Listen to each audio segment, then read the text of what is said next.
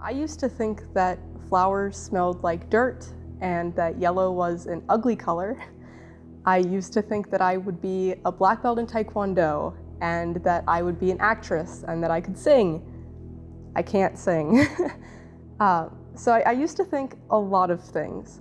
I used to think that my family was healthy and happy once, twice, 3 times. And I used to think that God hated me.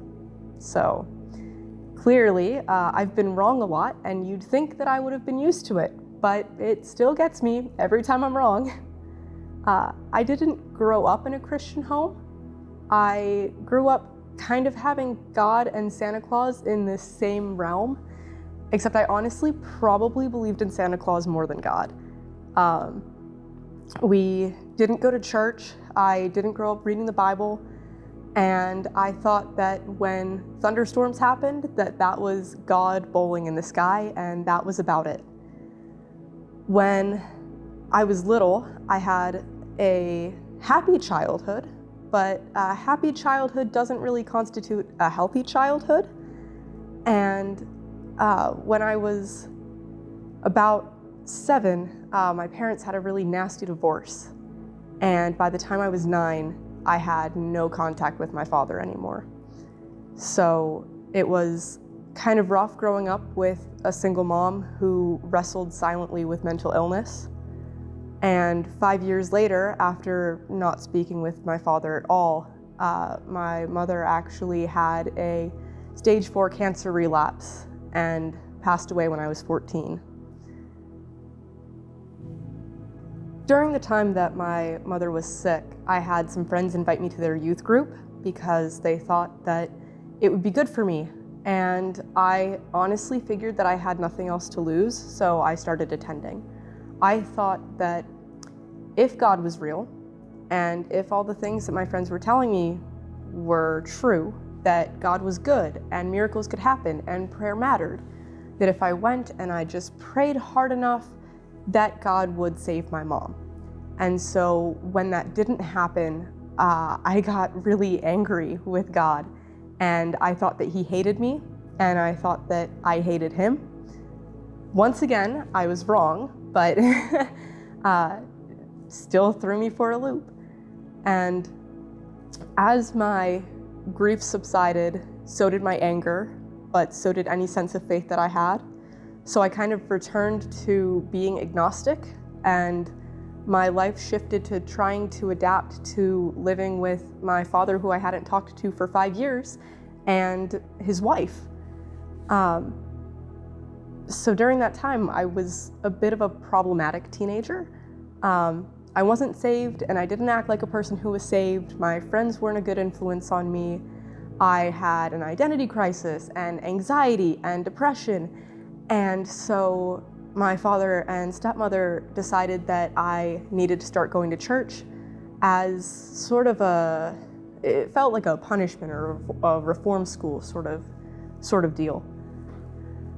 And initially, it was nothing but stress and anxiety and shame and panic that surrounded me being at church.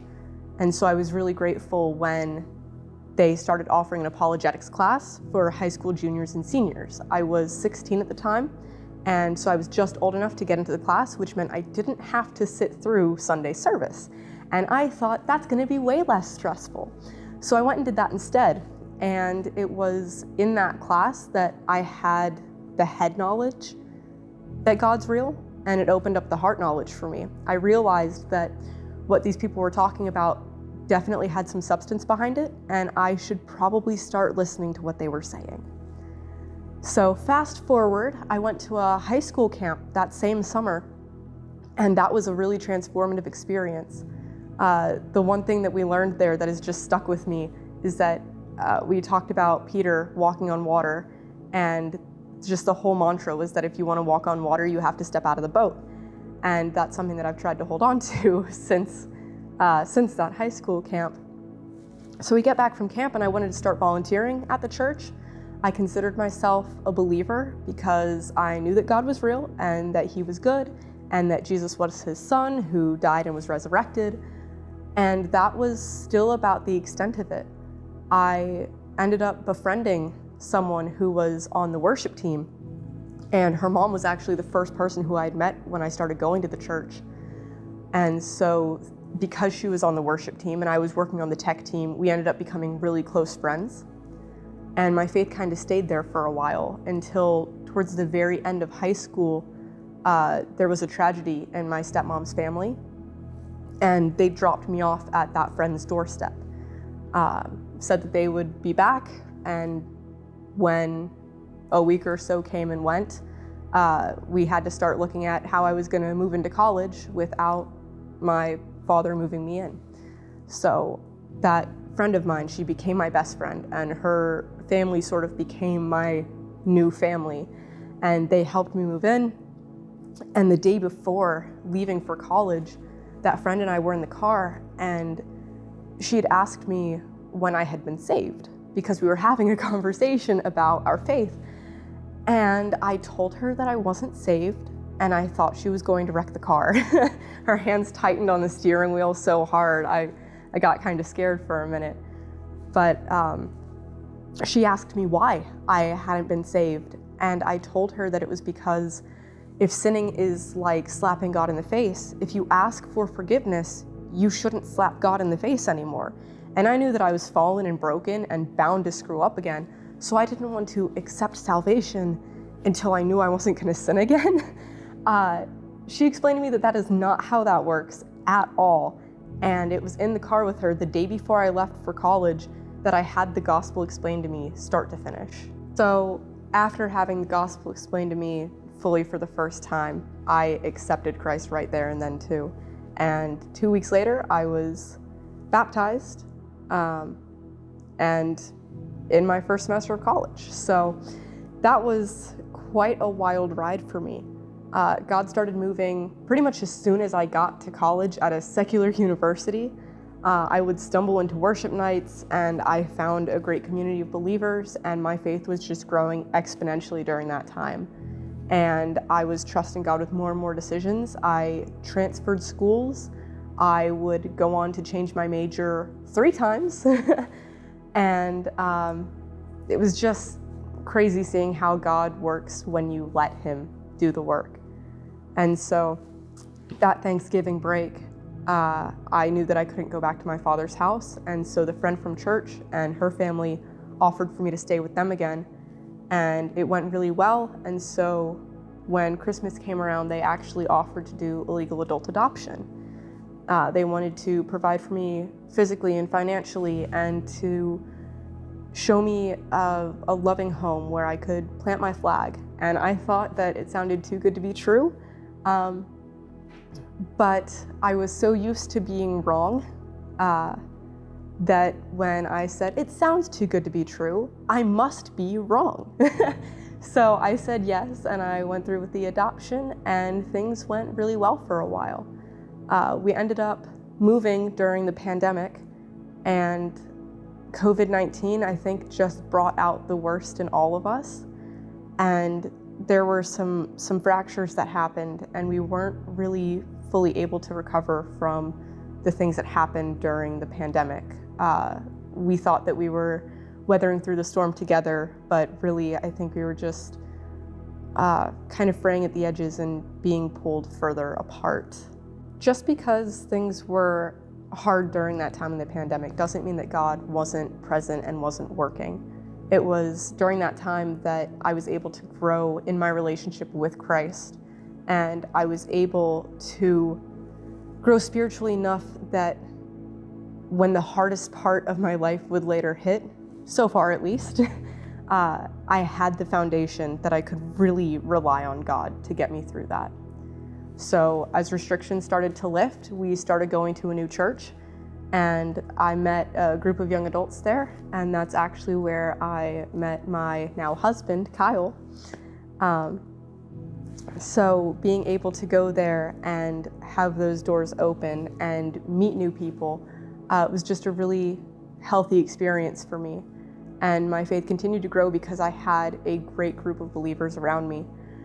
But it reached a point in which the tensions at home couldn't be ignored anymore, and I had to do something about it.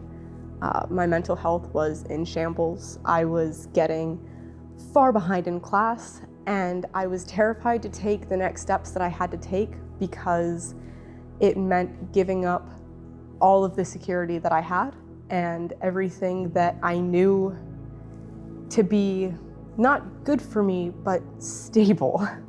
I was going to be jumping out completely into the unknown with virtually no security anymore. And that was when I really had to trust that God was going to see me through it. I had never prayed so adamantly in my life, even when my mom had been sick, because before I didn't know what it meant to pray for something, and now I did, and I was putting it into practice. I was just fully forced to rely on God, and He was able to deliver me through that. It was a hard season that I weathered, but God is so good, and He's so gracious, and the way that He was able to see me through that, and it was just incredible. I think what I realized during that time is that the faith that was required of me was exactly what I learned about in high school camp. And that was me being able to walk on water, because making that decision and trusting God in that hard time was the decision to step out of the boat. I can't really be sure why the things that happened in my life happened, but I know that God delivered me through those things, even if He didn't deliver me from them. And so where I am now, I have an incredible community of friends. I'm married. I'm just about finishing up my degree, and God just won't stop working. And it's so just refreshing to see blessings day after day. It reminds me of a poem called Footprints in the Sand that my mom loved when I was little, but I didn't really understand until now. And it's a daily, constant reminder that we have such an incredible, good God who is there for us all the time, no matter what. Life is not sunshine and rainbows just because you've been saved or because you're a believer. There are going to be hardships. There are going to be hard things that experience individually and as a community. And again, it might feel like you want to ask God why He's not delivering you from it. And it really can take a lot to rely on Him to get you through it. But everything that happens it has a reason that we don't have to see, and we don't have to know what it is. We just have to trust that God has a greater plan than we can understand. And because we live in a fallen and broken world, living in community with one another means that we get to rejoice with those who rejoice and weep with those who weep. And so it is hard to experience the hardships for yourself, but it also equips you with the tools to help other people when they experience the hardships, because the bad things aren't just going to magically stop happening because we're Christians. It just allows us to know that when we go through the hard things, we're not going to be alone.